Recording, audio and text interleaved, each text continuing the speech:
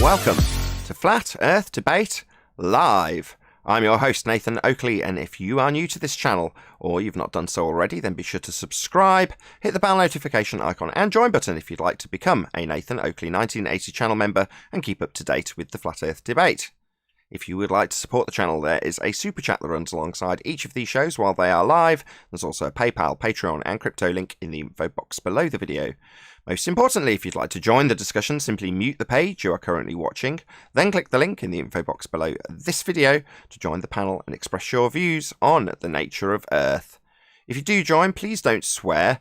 If you do, you'll be ejected, and if you are, please don't try to rejoin the stream using sock accounts. You'll be warmly welcome back on the next stream. Please also share the show on social media. Sharing the show obviously increases the live audience, but this in turn increases the chances of a more diverse panel, so please share the show on Facebook and Twitter. One last time, if you're new to the channel or you've not done so already, then be sure to subscribe, hit the bell notification icon and join button to keep up to date with the Flat Earth Debate. Now, we are joined by Neil, Flatzoid, 10th Man, and a whole bunch of people in Discord, so welcome one and all. Good Monday. Hello. Shalom. Shalom. Hello from anybody in Discord? Good morning. Good morning. Good morning. Hello. Hello. Good to have you all. Welcome one and all. Any evidence of a physical geometric sphere edge, horizon formerly known as Earth curvature? Not even from Hangouts.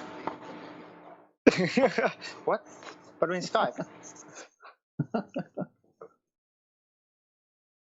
No. That's a definite no. Any evidence of axial rotation of the Earth-based variety? You mean the 15-degree deviation that we should all experience if there was? Correct. Speaking of axial rotation, I've been speaking to a pilot lately and asking him if he is going against Earth's spin on a runway, does he have to account for speed because of that? And you know what his answer was? What? No. It's because I got something. I was Earth's not turning under anything. driving the other day. Go on, Neil, sorry. I was driving the other day, and right above me was a plane. It was going straight. And I don't know, I think I seen the Coriolis because I immediately hit a roundabout. So I'm doing like 50 miles an hour on a total roundabout. I kept glancing up at the plane, and it actually did look like it was going off a little bit, like it wasn't going straight anymore. Did I experience a Coriolis deviation? Yes.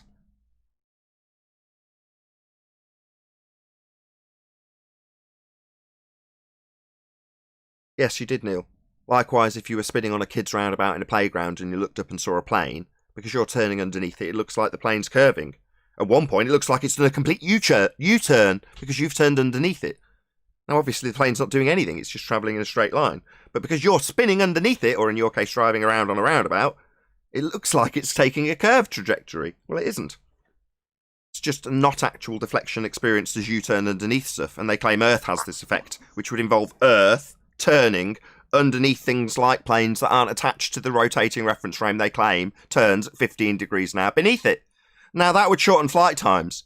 Obviously, if we were turning beneath that plane on a rotating Earth, that would mean Earth was rotating beneath aeroplanes for us to see them seem to deflect. Well, It blew my mind. Nathan, some of them claim this is happening. Others, when you bring it up to them, say we shouldn't expect to see it happening. Well, they deny it because it's not existing in actuality.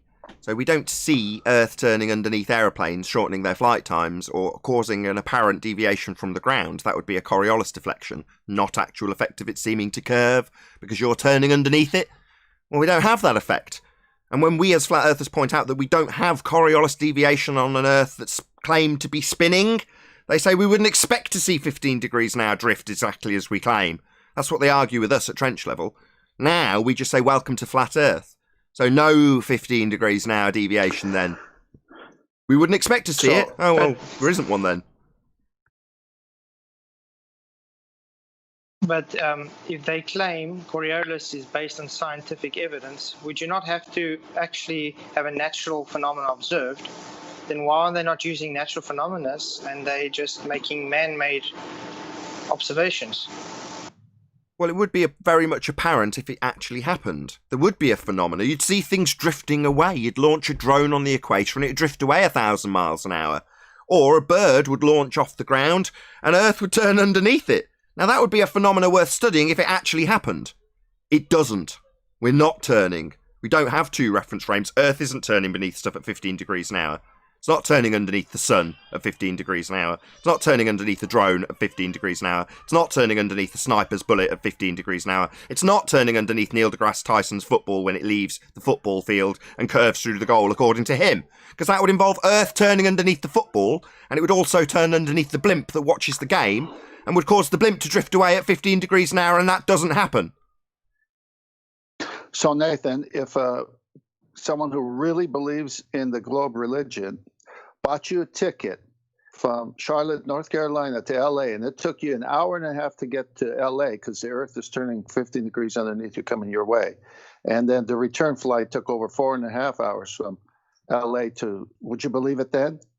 It would take a lot longer than 4.5 hours if you were fighting an 800-mile-an-hour turn of the Earth beneath you. But nevertheless, without any deviation, it would be about 4.5 hours either way, which it is. But if you were flying from Charlotte to LA in your first example, then it would only take an hour and a half, and everyone would be really happy with their shortened flight times. Balloonists would do really well because they just have to hover in the air for a bit and wait for the next country along to come along to them, which doesn't happen. So you mean to say that even the flight from LA to Charlotte, North Carolina, say at 600 miles per hour, if the Earth is turning underneath at 800 miles per hour, you would never reach your destination? You were travelling from LA to Charlotte. I haven't done the maths to see if you'd never reach it, but you certainly have a big problem. In fact, yeah, if you've got 600 versus 800, if that's the exact numbers, then no, you'd never catch it, would you? Yeah, I think it's 830 at that latitude. So you'd never catch it. You'd always be fighting against Earth going faster than you were. Okay, ballers, you'll have to do another test to prove it. That one won't work. Yeah, net loss of 200 miles an hour. Oh, right. Well, then you'd never ever make it back to Charlotte.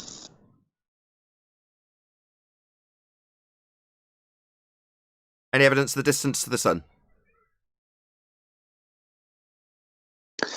No evidence to the distance to the sun.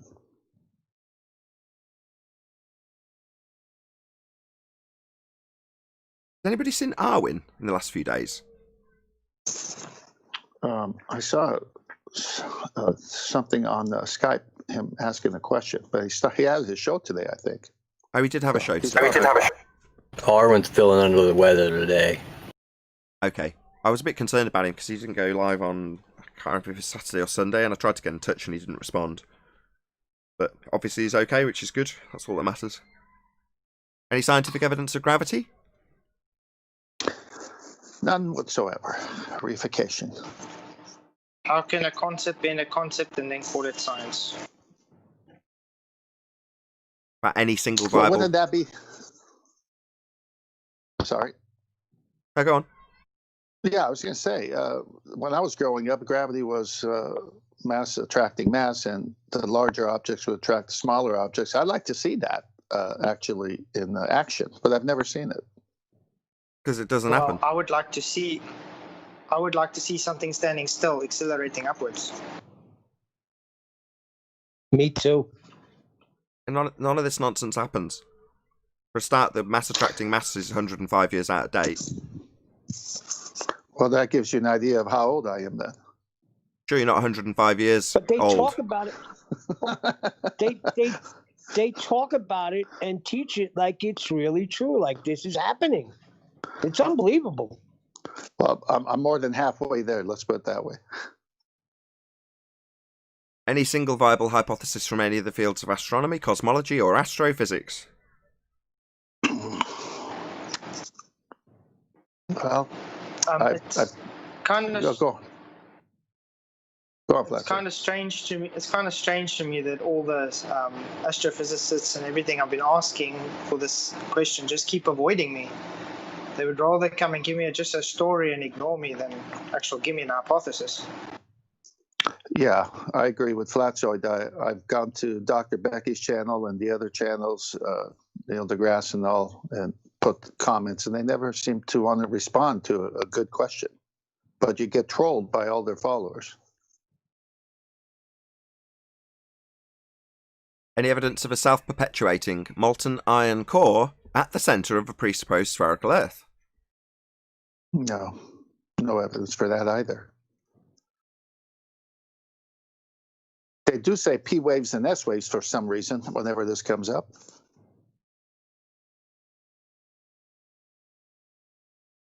But when they say molten iron core, they're assuming that we're on a sphere and that the Earth is a sphere. Yes, at the centre of a presupposed spherical Earth. Any evidence of the R value, Earth radius? Black Swan took care of that.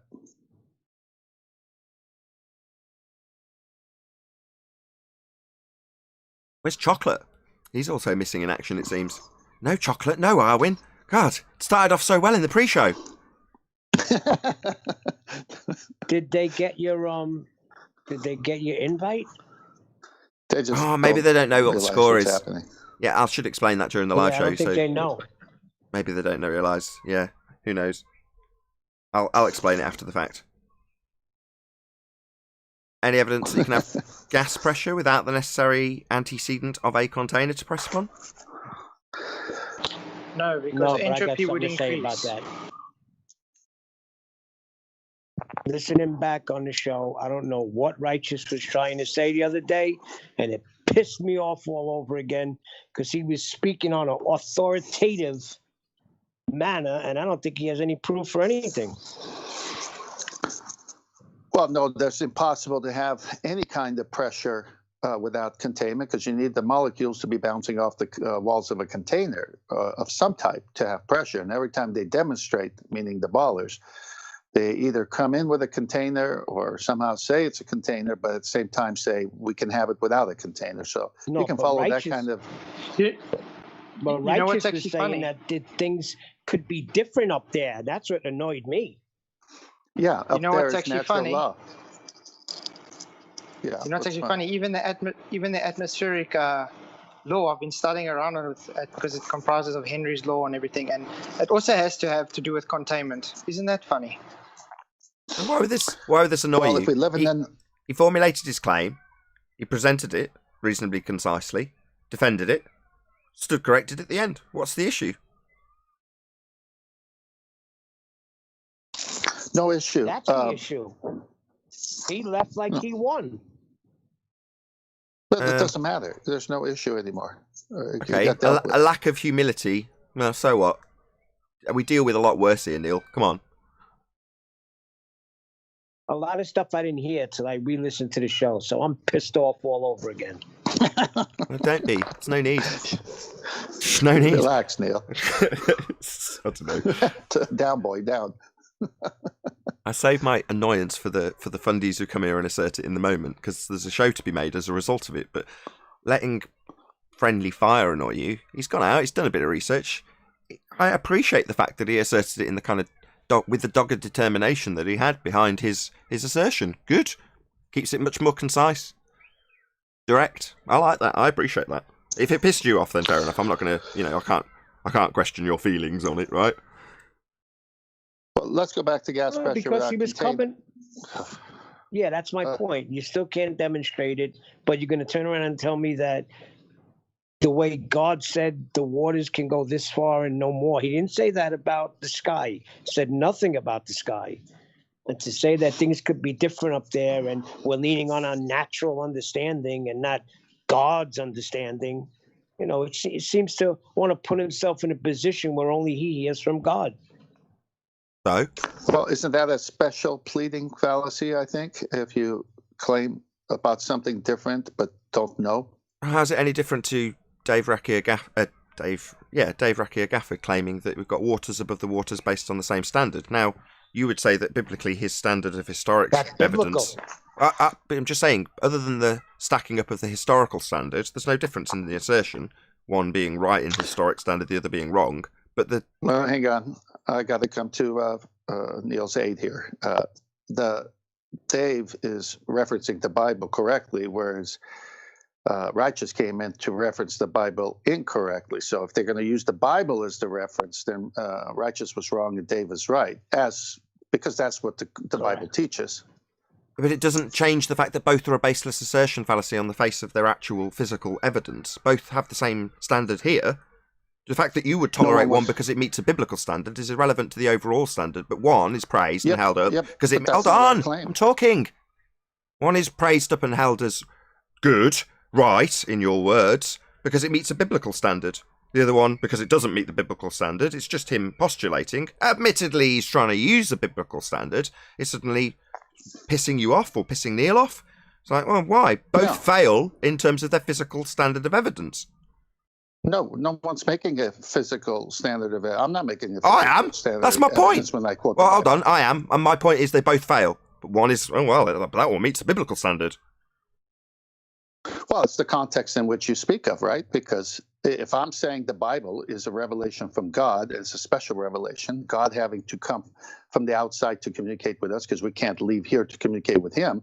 And I say that's what the book claims to be, and I'm staying within the frame of that. I'm fine because I'm telling everybody what the ground rules are. I'm not trying to claim physical evidence. I'm not doing any of this stuff. Now, okay. I can easily... Well, I've got to stamp that out then, haven't I? I've got to say, well, this isn't a biblical debate, so the standard that we have here isn't that. No offence, but if you can work within those parameters, I'm not going to be seen as a reasonable person if I allow a biblical debate to take place when the standards here aren't those. So while that might be your perspective, it's like, take it elsewhere. No offence. No offence taken, because you said it. See, you set a standard that this is not a biblical debate, so I'm fine with that. Okay, but we can take it another way as well, that science could be validating the word of God. We got gas pressure, right? And for gas pressure, you need containment. Yeah. But would I ever criticise that? I won't even criticise people using the word firmament. If you want to call it a dome, be my guest. I don't. That's my personal choice. But when you say there must be, let's say, this is my words, right? But if somebody else were to say there is a dome, we can't have gas pressure without a container, would I be behind them every step of the way? Yeah, I would. Would I use that vernacular? No, I'd say containment. Who cares? They're right. They're using biblical references and standardising it with physical evidence. More than happy to back that. Right. That's why we had to correct Righteous, because he was going to biblical reference but misquoting it. All righty then. Was that the last question? That was the conclusion of housekeeping. Unless everybody's from Discord's got evidence of gas pressure without its container. John, maybe? Well, I was going to say, what if it's an imaginary container? We just had Flatsoid explain that, you can have a biblical standard all you like, as long as you back it with science. Well, that's what atmospheric law is based on, is imaginary containers. So not science, then? Well, John, the word imaginary, what does that mean? Means conceptual.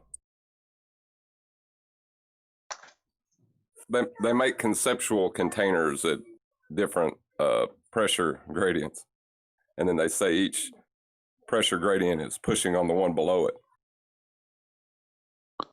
as a volume. And that's demonstratable somehow? No, you have to pre-assume a bunch of stuff like gravity, a sphere, I see. a bunch of other stuff. Yes, it is demonstratable with actual containers. If you had actual containers, you could probably do it, but they don't. Well, there are gradients of pressure in actual containers. But their system doesn't have any containment at all. In fact, they've got it placed in a vacuum, not dispersing in violation of entropy. Right. So they would have to have a so-called experiment with a vacuum next to gas pressure, and somehow the gas not filling the available space, correct? Well, that would violate the second law of thermodynamics. That would render that law bunk. Well, yes, I know, but what I'm saying is every time they come to prove it, they always come with a container because they can't do what I just said, which is show gas pressure next to a vacuum without a membrane or something keeping it from going into the available space. No, they'll normally start by declaring the vacuum is being contained in a container, and then they're doing something within the container. I know it's I comical. don't know if you know anything about Henry's law. Fill us in. Because Henry's law that's what they are basing their atmospheric law actually on. I mean, Henry's law states that the constant temperature, the amount of gas that dissolves in a liquid, is directly proportional to the partial pressure of that gas. So they are stating it's in liquid and the temperature is constant. Is that what they're trying to say? I don't know, I'm not hearing them say that, but maybe we'll get present that so we can rip it to shreds. Yeah, I'm working on a small atmospheric pressure movie. Yeah, the problem with atmospheric descriptions is that they're assuming their outcome in this atmo, that's air, sphere. Well, air, atmo, isn't sphere-shaped. Atmo, that's air or gas, takes the shape of its container. Now, they presuppose that air forms homogeneous layers as described by Dave moments earlier, and there's no containment to any of it. In fact, it sits in a 10 to the minus 17 torr vacuum, more powerful than any containment we can create on Earth to create a similar vacuum. We're orders of magnitude off. Nowhere near what they claim the sky vacuum is. In violation of natural law, that would be the second law of thermodynamics. That would be to say that if the sky was a vacuum, the gas we breathe would fill the availability of the volume it has to fill, in line with the law of entropy. Sky is not a vacuum. If it was, we wouldn't have any gas to breathe because the gas would fill the space. Look, it's real simple. You can't ever demonstrate, or they would have by now, gas pressure next to a vacuum because it would fill the available space of the vacuum. So since they can't do that, they have to go through all this other stuff and purposely abuse the English language to try to get people to believe it's actually happening. What's Psalms 19:11? It's on Werner von Braun's tombstone, or headstone rather. Yes. Anybody know off the top of their head? Psalms 19:1. You got it wrong, Paul. I got that from someone in the chat. That'll learn me.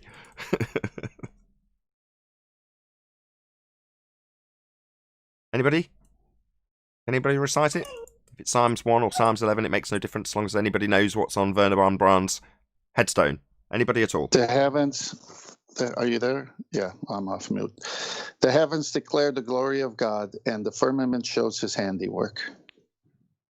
There you go, Paul Psalm Connell. 19. Shout out to you. It is 19.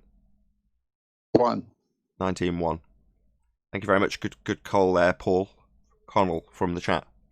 Hey, it's Chocolate saying. Chocolate. Hey, Chucky! It's good day. What's up, guys?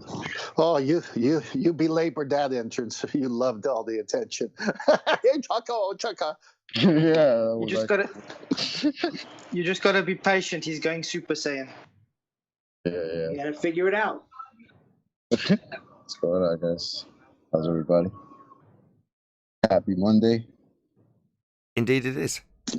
I see you found bread trails leading you here. Yeah, I was looking for the link. I was like, what's going on here? There's a call going on, Skype. May as well. I'll fill you in. So the video conferencing part of Hangouts, formerly Hangouts on Air, has now gone completely. Oh, wow. Really? They just changed it during the weekend? Must have done, because I started the show as it would normally. I'm like, oh, no button to start a conference call. Maybe there's a different way of doing it. Not that there would be. So I tried a few methods of starting a call with 10th Man, and then, taking that call to pass on to you guys so that you could join the call, but I couldn't seem to figure it out on whatever they'd given as an alternative. There was a name to the alternative. I just can't recall it off the top of my head right now.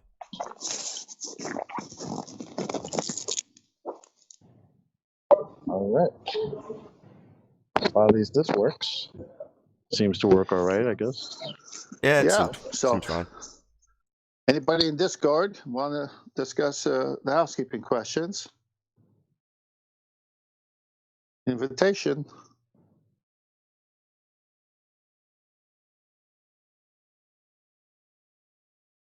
Have you ever thought of using Zoom? I've used Zoom. Are there right, any well, no ballers one's- in Discord? If no one's going to bite on Discord, I got a topic I want to talk about. Good. So before you do, I'm just saying, if there was ballers in Discord, if the show was reversed, I would be jumping in there to prove my point that the Earth is flat. What's the problem with the people who believe the Earth is a sphere? Why are they not jumping in and giving us some evidence? What's the problem? Because Neil, they don't have balls to prove it.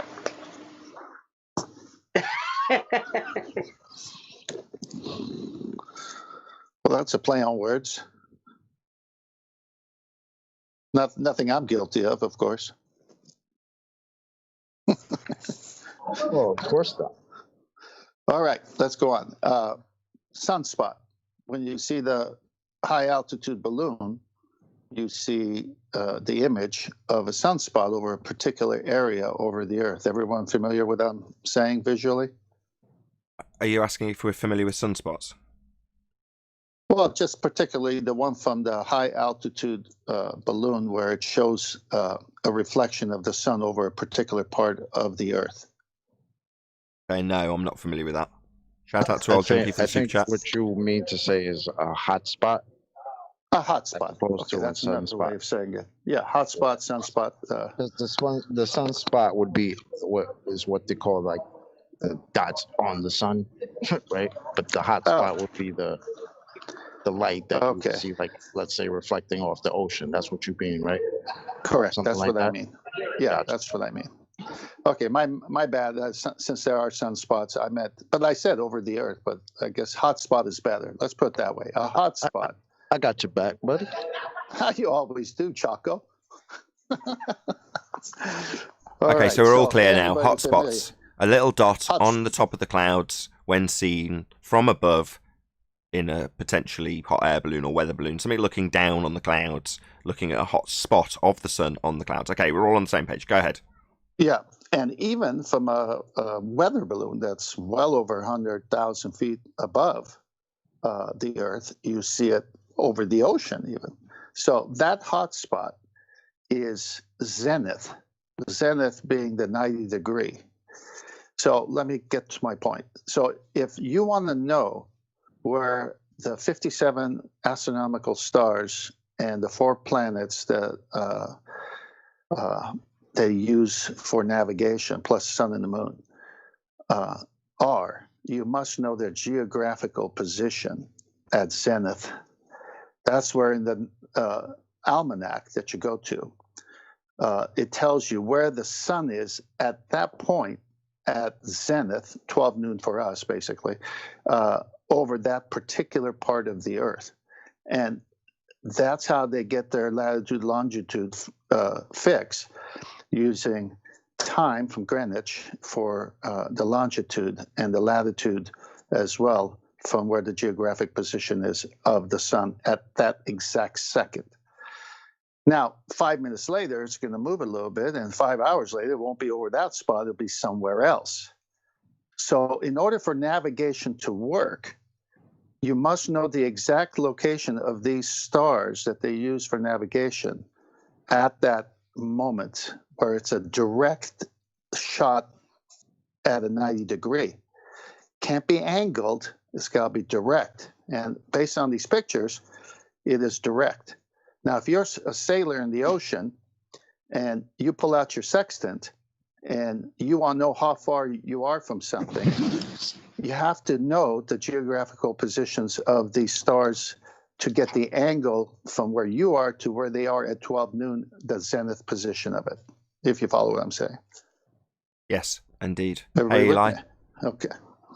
All right. Well, where where is the saying of theirs that the light comes in parallel? Because the sun is so far away and all these stars are so far away that light comes in parallel. The whole Earth would be a sunspot if it came in parallel. I'm sorry, hotspot. I keep calling it sunspot. Yeah. You with me? Yes. Thank you for sending that, Chocolate. I've got it on screen now. Yeah, I figure that might help. That's what you're talking about, Tim, right? I'm not looking at the screen, but it is, yes. I put it in Skype. Master. Oh, okay. I'll go there. So when we have crepuscular rays, yeah, that's the one, Chaco. So when we see crepuscular rays and the angled rays, the only one of those rays that can be a geographic position is the one directly underneath it. Everything else going sideways in divergent manners can't be used for a geographic position, for navigation. See where I'm going with this?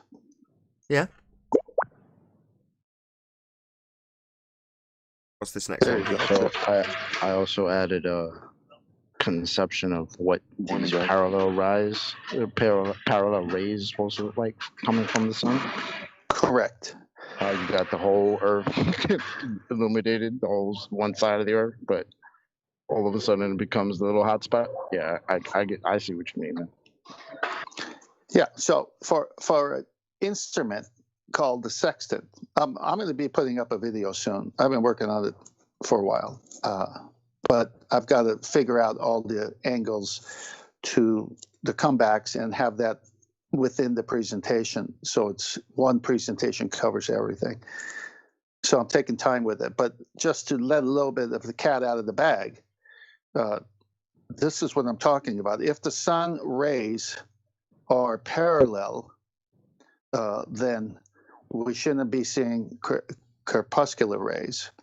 And based on this picture, at some 100,000+ feet above the Earth, you have your hot spot, and that would be an actual geographic position that sun is over at that time. That's in the almanacs for navigation, and they must use it, and it must be correct. They can't go off of a divergent ray when you see crepuscular rays. They have to go with the zenith of that sun, directly above it, in order to have a fixed position on the Earth. Just a little taste of what's coming. The sextant proves a flat Earth, basically. It can't happen on the globe. Can't work. Nice. Excellent.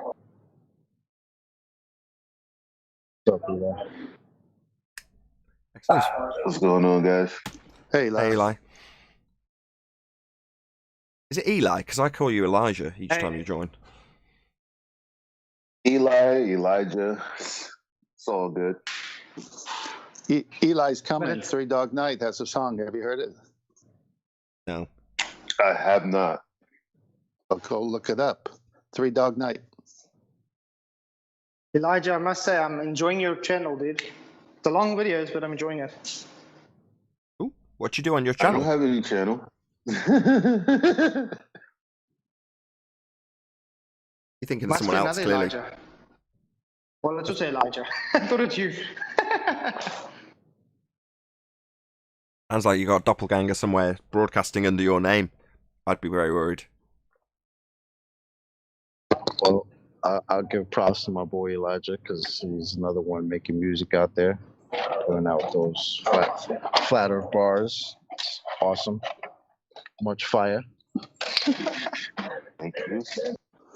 New song out now. Anybody who wants the link can have it. Chocolate, when you say flat Earth bars, is that a location or is that musical bars you're talking about? You know what bars I'm talking about, man. Wow. Yes, music band. Is Adam here? Did Adam join the call? I have. I wonder what was going off at first, but yeah, found my way. Just figured out how to see who's actually in the call. Hello, Adam. Afternoon, everyone. You go back to get knocked off number 1 spot, Chocolate. Am I hearing? Say that again. What? You're about. Hey, you left the after, or you're in the after show channel, Nathan. Oh, my bad.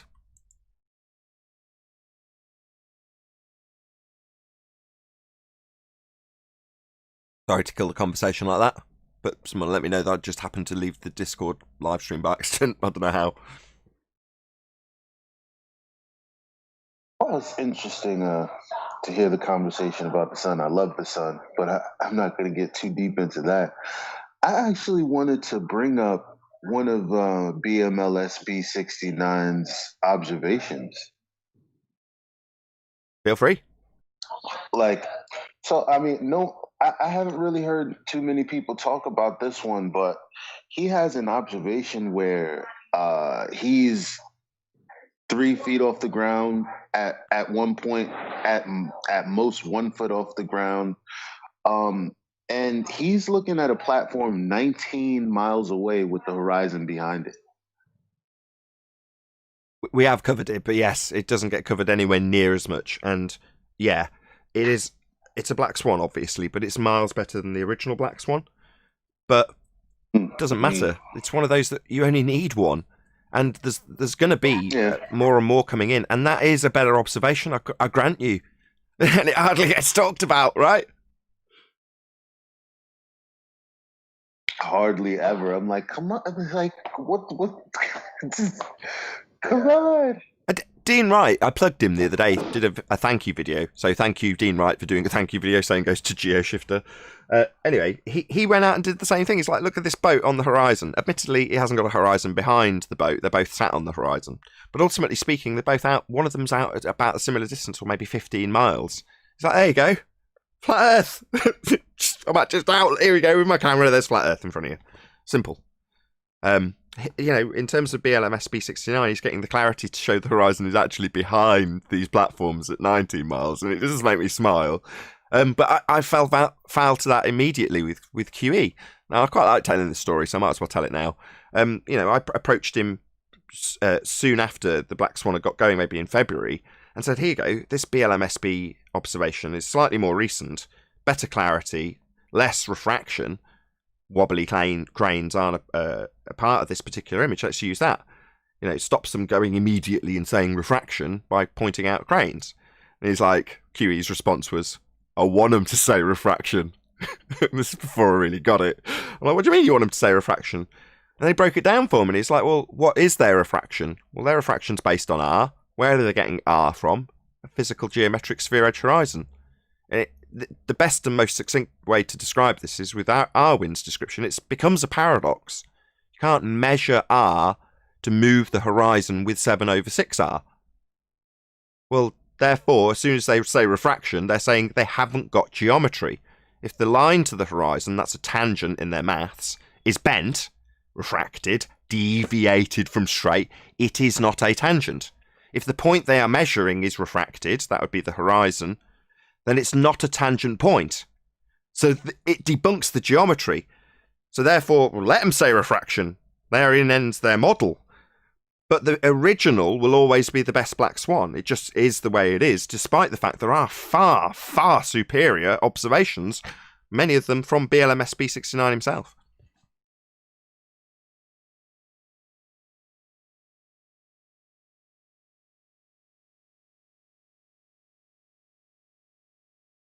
Shout out to Paul Connell, who was the guy who commented earlier. Thank you for all the nightly entertainment here in Perth, Australia. The banter and globe fundy pummeling. You are the best on YouTube. Wow. I love the 10th and Arwin too. Yeah, thank you very much. That's really sweet. And thank you very much for the super chat. I really, really appreciate it. I agree with that. He was the guy who commented about Werner von Braun earlier.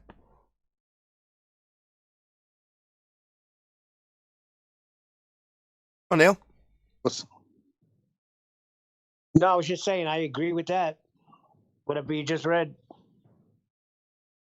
Nathan, why don't you jump into that a little bit deeper about them using refraction and how it destroys their R, the 3959, but because if it's no longer geometric.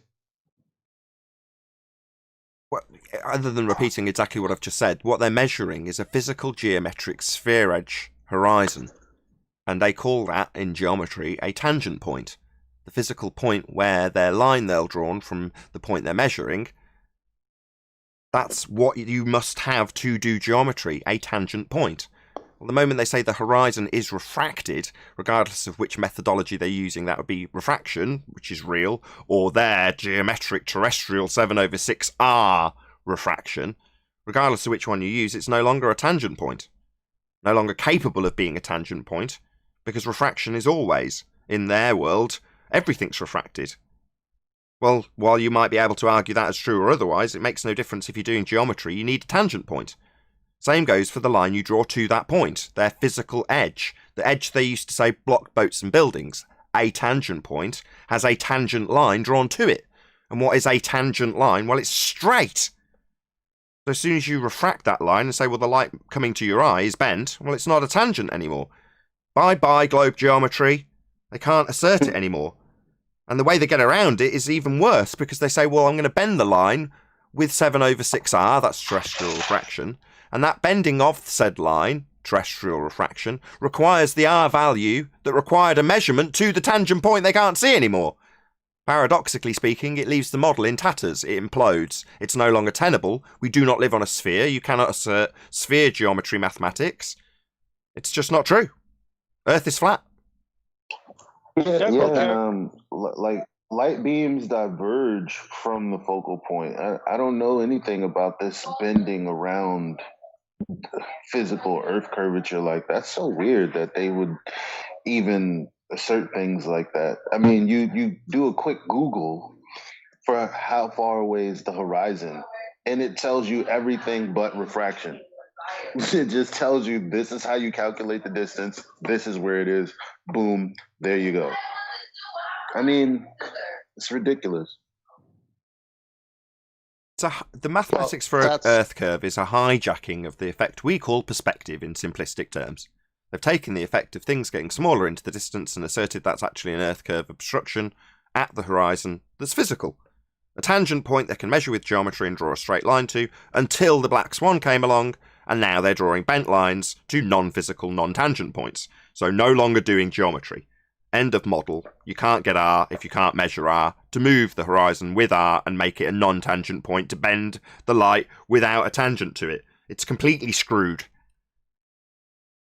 Yeah, but they say they have measured R. Well, how? How would you measure it if you can't see it? If you can't see a physical tangent point, how are you going to measure it? No, they base it on the radius 3959. So this. Well, you can't measure something if you're basing it on it. That's circular reasoning. I'm going to measure R. How? Well, by assuming R. Well, no, you're supposed to be measuring it. Measuring something is measuring something. Assuming something is assuming something. Saying I'm assuming it to measure it is just circular reasoning. Doesn't it always go back to they have to assume that we're on a sphere? All proofs of the globe start by the assumption that you are standing on a sphere. Am I correct at saying that? Yes. All declarations that you are stood on a sphere will start with the assumption that you are stood on a sphere. Correct. And then going to Aristophanes, you have to assume parallel rays, which we just talked about. That doesn't exist. So.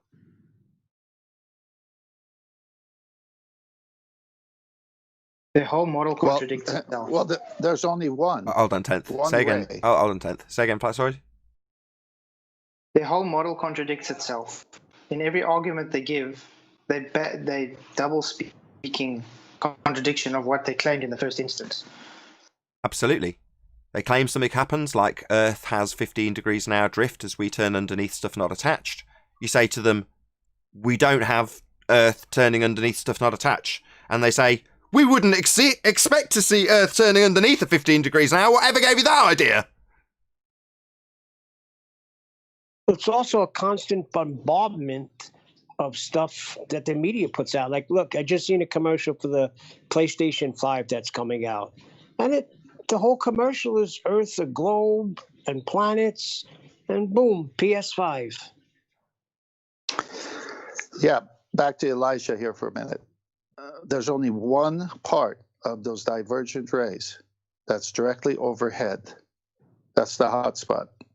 That's the only one that's straight up and down, and that's the zenith. And that's the only one that they use in navigation to place where the stars, moon, and all the other navigational stars that are being used. Not the ones angling out. There's no refraction when it's directly at zenith. It's directly at zenith. That's the point. The only time they worry about refraction in navigation is when you're sighting something that's 15 degrees or lower to the horizon. They say don't do it because of all the stuff in the air. And directly overhead, there is no refraction in celestial navigation. Well, I had a dude tell me that the GPS that takes me where I go every day is because of a sphere. So, because of global positioning system, Earth is a sphere. That's begging the question circular reasoning again. So, the assumption that we have orbiting satellites, that would be the assumption that these things sent to a second law of thermodynamics sky vacuum are actually falling around a sphere to label it as global positioning system.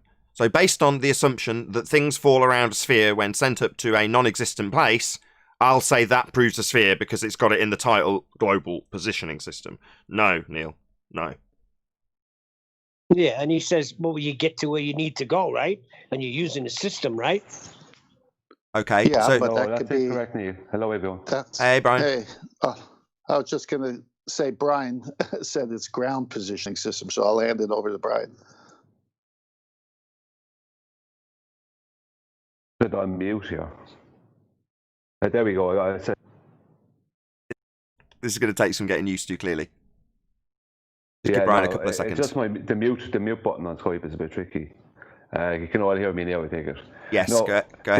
GPS. GPS. A more correct term for GPS, or for that acronym or whatever, is geodetic positioning system. They got all of their mapping and everything from geodetic surveying, and geodetic surveying all use Cartesian coordinates. And so does every supposed navigation system, these supposed satellite navigation systems. They all use Cartesian coordinates. They all find their way from for you from A to B using a completely flat Earth. Okay, coming up with GPS? What are Cartesian coordinates, please? Cartesian coordinates are an XY. They could be XY, which are just 2D, two-dimensional, or they could be 3D, X, Y, and Z, which is including a zenith. So, if you can imagine, as a 2D system, a grid map reference, a grid reference map, where all the squares have to be the same exact dimensions. And in a 3D system, which is what GPS uses, it's like a bunch of cubes all together. Now, if you try and put a bunch of squares or a bunch of cubes and keep them of the same dimension around a sphere, it doesn't work. And if anyone wants the absolute proof of this, if you go to Google Earth, you get your coordinates in latitude and longitude, but you'll get an elevation with that. What they do is they take the 3D Cartesian coordinates and they take the 2D part of it and convert it mathematically to latitude and longitude. Okay, so you said it started with geodetic surveyors. So they're geodetic surveyors that they start the process with developing the global positioning systems mapping with, would start with what I understand to be a tangent plane and a zenith that is assumed to be pointing to the centre of a presupposed spherical Earth. Would I be correct in that assumption about how geodetic survey takes place? Exactly, and each tangent plane connects to every other tangent plane. So let's say you have a tangent plane here, where you are, Nathan. There'll be another one in front of it, behind it, and each side of it, and at each corner. And they just pre-assume that this zenith that's going to the center of each zenith that's going to the center of each one of these squares is going to the center of a pre-assumed sphere. But they have to work with reality first. So before we get to the reality bit, we'll get to that. We'll definitely get to that. But before we do, we've got two words. We've got tangent and we've got plane. So let's break down those two words first and then explain how they apply to what the geodetic survey is going to do. So what's a tangent? This is a straight line. Straight line to a point on a spherical surface, correct? Yeah. And the point on the spherical surface would be a tangent point, correct? Yeah. And when the geodetic surveyors actually start this process, they would take a measurement of their zenith. Can you just explain what that is, please? Zenith is a conceptual straight line from above your head, from the sky, coming straight down vertically to meet the ground. So they take that measurement and they cross-reference it with a datum, correct? Yes, once they bring that to the center of a pre-assumed sphere, the cross-reference, they're bringing that to the center mathematically of a datum. They're straight away cross-referencing an oblate spheroid datum. That's exactly it. So essentially they're saying we are pointing at this angle towards the center of a presupposed spherical Earth, and out in all directions is the sphere of the Earth falling away from me at points that meet tangents because I've got a spherical surface. Now, from that assumed pointing towards the center of a presupposed spherical Earth, that would give them the tangent point of this tangent plane. What's the plane bit, and how does that relate to what they actually do? The plane is the zenith that meets the ground. The plane part is a 3D or 2D Cartesian coordinate system, which is the plane part is what creates the grid reference map. So what you're saying is they assume they're standing on a sphere, and the straight plumb line that they would draw to conclude the zenith or derive the zenith, which is the line pointing straight from above them down through their head towards the ground. When you and I stand up straight, we've got a 90 degree to the ground. Whereas when they stand up straight, they assume it's pointing off at whatever angle they're stood on a sphere based on the datum that they've assumed. But from that point forward, they measure Cartesian coordinates, which is a 3 or 2-dimensional grid reference system that is flat. That's what they actually measure, correct? Yes. And then they convert it after that to whatever other coordinate system they want to convert it mathematically to. Okay, so to summarise, to come up with global positioning system, they make the measurements by assuming that they're pointing towards the centre of a presupposed spherical Earth before they take any measurements. They then take the measurements on a flat surface and translate those into longitude, latitude, and all the data needed for the GPS system to give you your information in terms of where you stand on the measured flat plane that they actually measured. But prior to measuring it, they assumed it was spherical beneath their feet, and at no point took any measurements that were actually spherical. They just assumed flat for all the actual measurements, correct? Yeah, that's how they do zenith reciprocal angles. Yeah, they basically, for everybody, they imagine that your feet are pointed towards the center of a sphere. So in Nathan's feet right now and my feet are both pointed towards the center of a sphere, an oblate spheroid, mathematically. And they start with that premise before they do anything else. Yeah, but their mathematical that mathematical declaration you've made is true. But based on the datum saying where you and I are pointing towards the centre of a presupposed spherical Earth, nothing to do with actual measurements. We've both got plumb lines pointing down, but the datum says we're pointing at different points towards the spherical Earth, that if I was a geodetic surveyor, I'd be measuring flat after making this assumption. Yes. I see. Our zeniths would diverge mathematically, but the reality would be it's totally flat between me and you. So they're measuring it flat, and before they do any measurements, assuming it's a sphere based on a datum, and then deriving this into a map, calling it a global positioning system when it's utilised for positioning someone when they move around that, originally based on a presupposed spherical datum measured flat mapping system called GPS. Yes. So it doesn't prove a sphere beyond the title and presupposition made by the geodetic surveys before they measured the flat territory that we actually walk on. Exactly. Excellent, Brian. This has been a very productive conversation today. I love Mondays. Yeah, but the world, just a biased measurement. I had Flatsoid but the first. 12 sees it a different way. Hold on, I had Flatsoid first. Go ahead, Flatsoid. I said, yeah, it's all just a biased measurement. I mean, you can't have any actual measurements if you've already assumed your outcome before you do any measurements. Then it's not a measurement. Well, no, they still measure it. They just measure it flat with Cartesian coordinates. Yeah, but it's invalidated then. Well, no, they just have an assumption before they do any measurements that they're on a sphere based on the datum that they've cross-referenced to give them a zenith that points to the centre of a presupposed spherical Earth other than what they're actually measuring at that point. What they hold up is a plumb line. Well, their plumb line points down. But on their datum, it says it points sideways or whatever ways is pointing towards the centre of a presupposed spherical Earth based on the datum they cross-reference. But from there on in, they measure flat. So they do measure, it's just flat. Yes. Yeah, people need to do it. But you see, Hold on, Flatsoid, whoever that was. Go ahead. I'm just saying, people have to look into it. I mean, everybody just takes their word for it. And like I was talking to that guy, and he was telling me GPS, you use it, you follow it, and that's all for globe. But if they would look into it, they would see that it's not. Indeed. With that, I'll say if you are watching this on either Nathan Oakley 1980 or Nathan Oakley Premiering streams, then stay tuned as there will be an after show to follow. Unfortunately, if you are watching this live, this is where we bid you farewell. Be sure to check out nathanoakley.com and the Flat Earth Debate Forum to keep up to date with the community debate. And a massive thank you to all of you. Smash the super chat, liked, commented, shared, subscribed, and all that good stuff.